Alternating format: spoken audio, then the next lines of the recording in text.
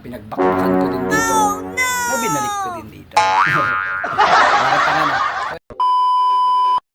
So for this video mga ka-DIY, so okay ba kayo dyan? Everyday okay, everyday DIY.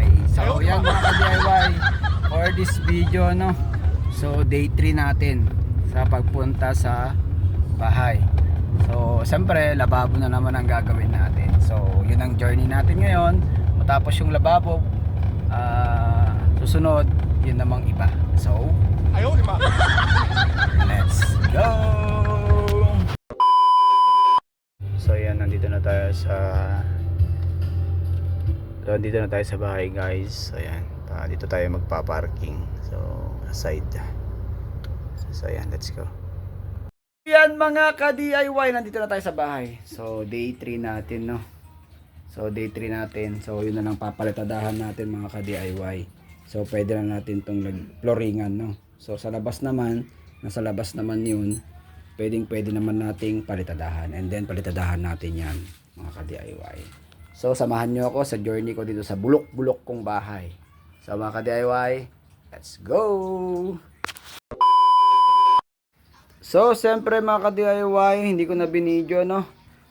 Nakakuha na tayo ng buhangin kasi may dati ng buhangin. So nalagyan na rin natin ng semento. So lalagyan na lang ng tubig mga ka-DIY.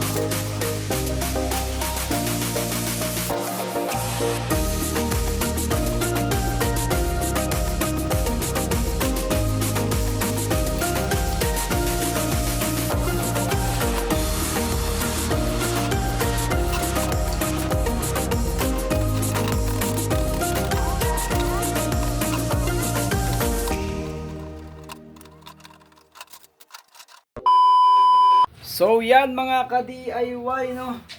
So natapos na natin, no. So nalagyan na natin ng ano to, tres. Tama, lalabas. Hindi lalabas itong tupan. Pero grinderin na lang natin yung bukas. So yan mga ka-DIY, ang ating little lababo o bulok-bulok na lababo. So ganyan po muna kasi DIY lang naman po yan. Ito yung mga bakal na pinagbakbakan ko din dito na binalik ko din dito. Para akong tanga, no? So yan mga ka-DIY, no? Yan ang natapos natin. So dito ko na end ang ating live ng day 3. So sa mga gusto pong magpagawa ng ganito, basta hindi kayo maselan mga ka-DIY, gagawan ko kayo ng mga ganito. Pero kung maselan kayo, magpagawa na lang po kayo sa professional, kasi hindi ako professional. Yan ang ating video mga ka-DIY. Thank you for watching. God bless! Bye bye na naman!